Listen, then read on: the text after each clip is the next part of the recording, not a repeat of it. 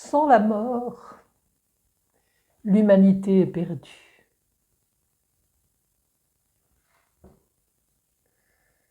Bonjour et bienvenue chercheurs en spiritualité et amis de la chaîne Lumière Spirituelle.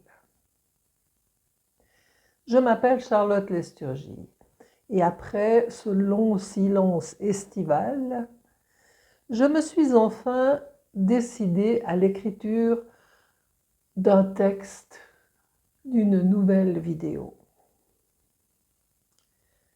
Mais je dois dire personnellement que l'été 2024 m'a réservé bien des surprises et des soubresauts de l'âme. Vous avez sans doute été interpellé par ce titre de la vidéo, voire un peu choqué. Moi, cette assertion m'a fortement intriguée. La mort a toujours été comprise comme une mauvaise chose, une sorte de fatalité. Enfin, s'il y a une suite de notre existence dans la matière, elle reste bien cachée. Plusieurs scientifiques ont affirmé dernièrement que la matière n'existe pas, la matière solide dans laquelle nous vivons, ça n'existe pas. Ce n'est que des formes que prend l'énergie omniprésente autour de nous, pour la durée. Et pour qui a bien pu commander cette transformation, la question reste posée. Mais pour la durée durant laquelle une table reste table, eh bien, je pense que les cycles de la nature peuvent nous donner une petite idée. Mais finalement, tout ceci n'est guère satisfaisant pour celui qui cherche la raison de sa présence ici-bas. Pendant plus de 2 années, j'ai édité des podcasts sur le thème de la spiritualité. J'y examinais les similitudes les similitudes et les différences entre l'humain et les autres créations de la nature. La grande différence que l'on remarque tout de suite, c'est que la nature génère ses productions selon un plan intelligent et organisé, comprenant communication et collaboration. Les fourmis peuvent être des milliers ou des millions. Elles savent comment communiquer et collaborer pour construire, par exemple, une fourmilière. Le nouveau-né humain, quant à lui, qui est rattaché bien sûr à la grande famille des mammifères de la nature, il lui faut pourtant beaucoup plus de temps pour arriver à se redresser et à comprendre ce qu'il veut faire dans la vie.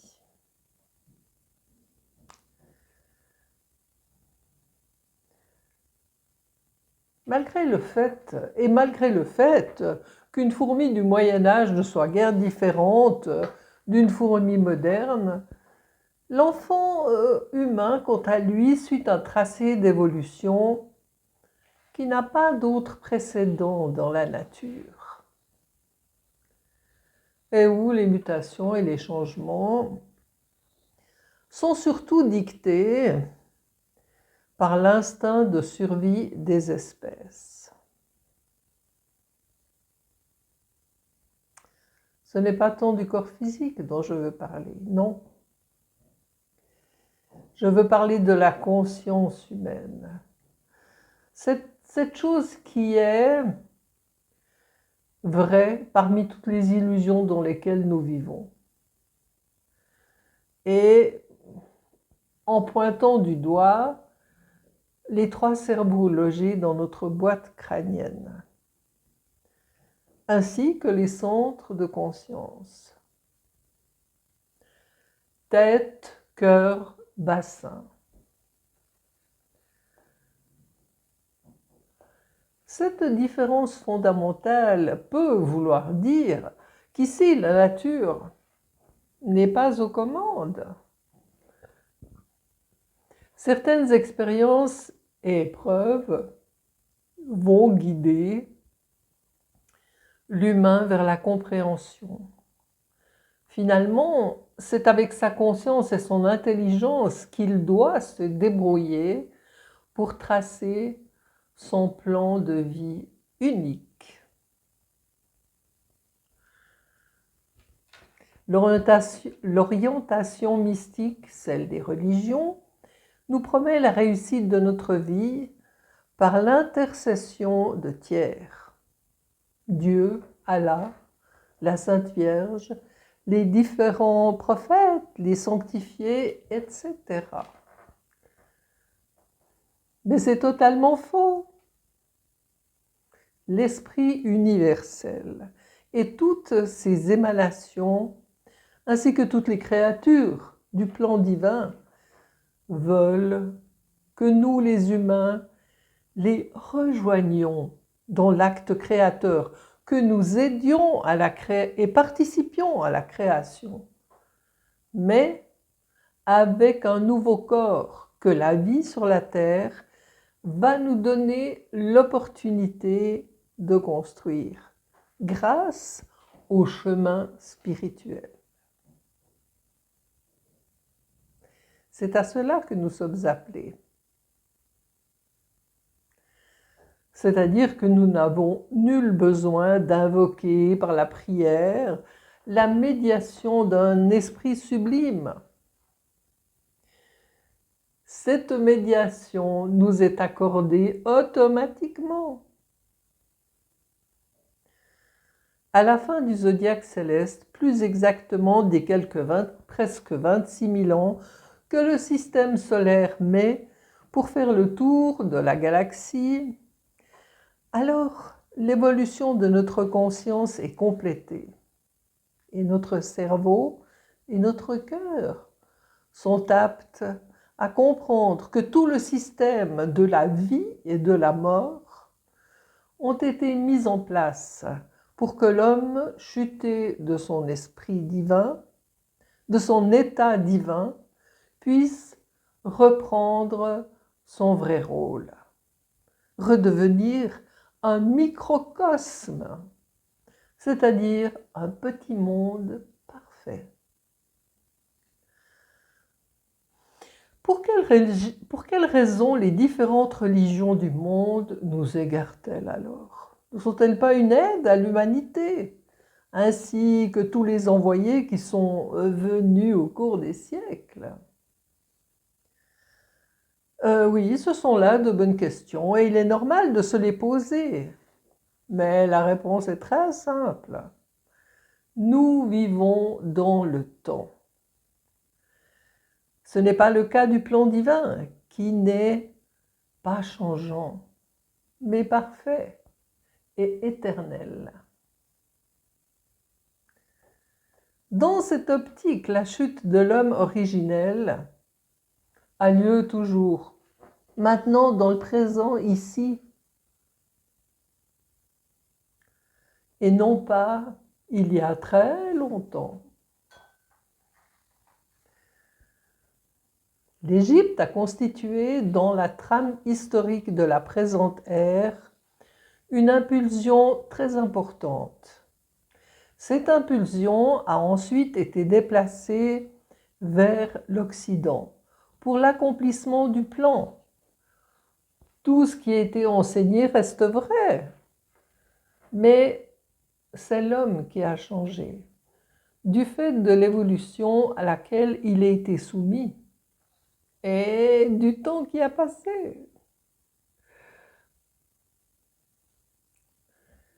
Je détaille ce grand plan de la présente ère dans mes 3 vidéos. La grande révolution millénaire de l'humanité, que vous pouvez retrouver sur ma chaîne YouTube. L'adresse de ma chaîne est dans la description de la vidéo.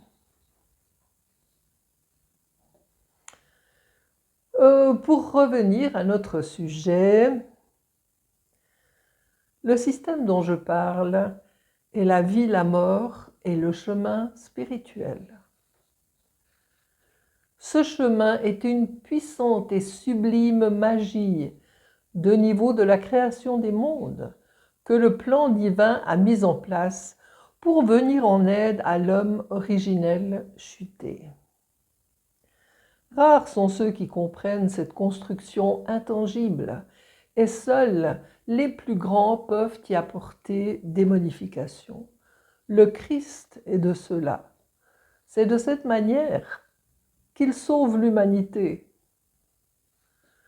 Dans l'antique évangile gnostique de la Pistis Sophia est évoquée l'ascension du Christ comme le préambule de son retour dans l'atmosphère terrestre, avec un nouveau manteau, qui est une aide nouvelle adaptée à l'homme moderne, ce qui prouve que les progrès de l'humanité sont suivis pas à pas par le plan divin qui sépare le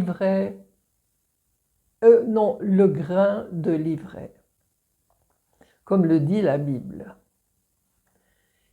Il est cependant faux de croire que cette ivraie est la méchanceté et la cruauté que nous voyons dans ce monde. Non, ce monde est une illusion. Il est ce que nous croyons qu'il est, en vertu de notre ignorance et de notre peur. Le grain dont parle la Bible, c'est l'aptitude intérieure de rechercher sa vraie destinée. Mais de quelle possibilité parle-t-on exactement avec ce nouveau manteau? L'ère actuelle a été lancée à ses débuts d'un endroit que l'on appelle l'Occident.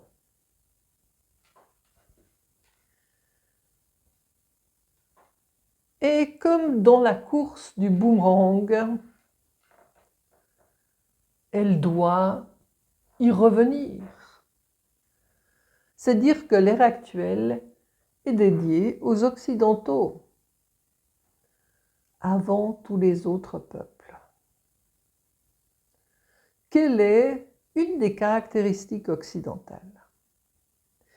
L'Occident a développé une science sans le recours à la sagesse séculaire. Einstein avait averti sur les dérives d'une science sans Dieu, en disant « La science sans religion est boiteuse.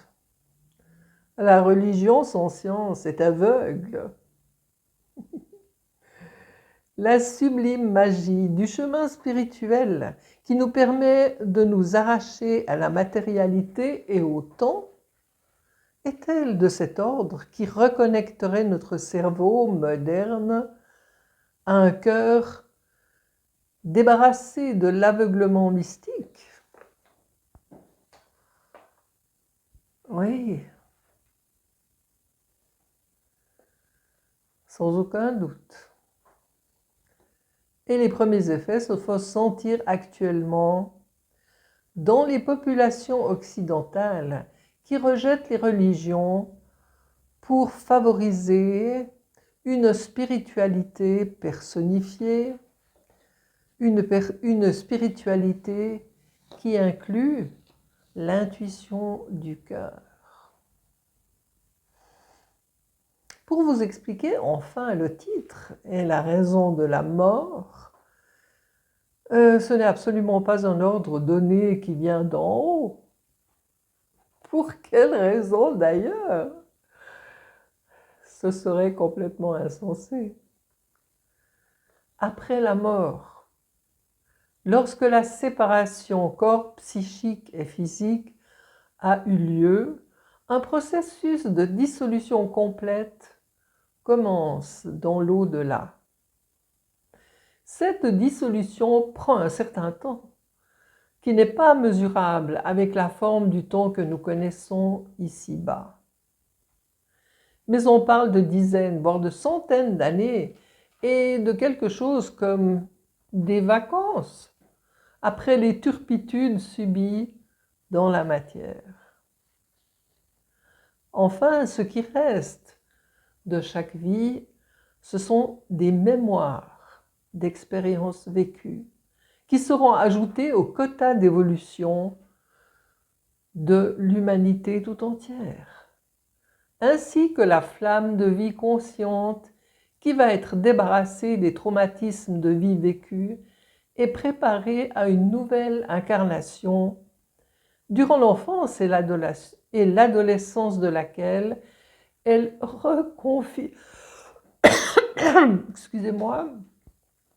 elle reconfigurera une personnalité sur la base de sur cette base renouvelée. Il faut dire aussi que la croyance d'une certaine forme de réincarnation fait actuellement son chemin chez la plupart des gens. Comme quoi, la personnalité se réincarnerait telle qu'elle et que nous aurions simplement tout oublié pour ce qui a trait de nos vies antérieures. J'ai expliqué dans de précédentes vidéos que la personnalité de ceux qui ont effectué une vie terrestre ne doit pas être reconduite. Ceci pour une simple raison. La simple raison qu'elle n'a pas réussi à comprendre le destin unique de l'être humain sur la Terre. Refaire la même expérience de vie sans en changer les données ne peut aboutir qu'au même résultat. C'est dans l'au-delà que l'on appelle aussi la sphère réflectrice que s'est développée une contre-nature qui lutte contre la mort matérielle et la dissolution nécessaire des corps subtils restants. Grâce à l'utilisation de magie répréhensible axée sur le maintien égocentrique dans cet environnement que les extralucides appellent le pays de l'été, cette contre-nature détourne l'énergie de ceux qui vivent dans la matérialité avec un corps complet. C'est un sujet assez répugnant, que j'évite d'ordinaire, mais qui est à l'origine également des recherches pour rallonger la vie ici-bas, voire supprimer la mort par des moyens scientifiques. Il y a également une humanité dans le plan divin. Mais la vie est vécue dans l'impersonnalité, c'est-à-dire que tout est à la disposition de tous et tout doit être rendu à tous.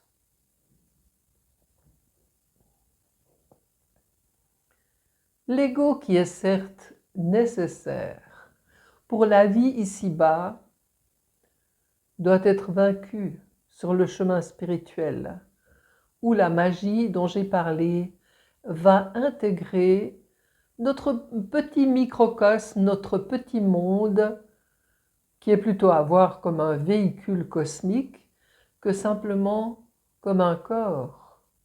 Ce véhicule remplaçant celui devenu défaillant lors de la chute de l'homme originel. Amis, notre petit monde parfait nous attend. Mais tant que cela n'est pas réalisé, la mort matérielle reste un passage obligé pour pouvoir acquérir le profond désir du cœur de pouvoir reprendre sa vraie place dans l'univers. J'espère sincèrement que ce désir vous habite, car dans ce cas, vous pouvez prétendre à un merveilleux futur.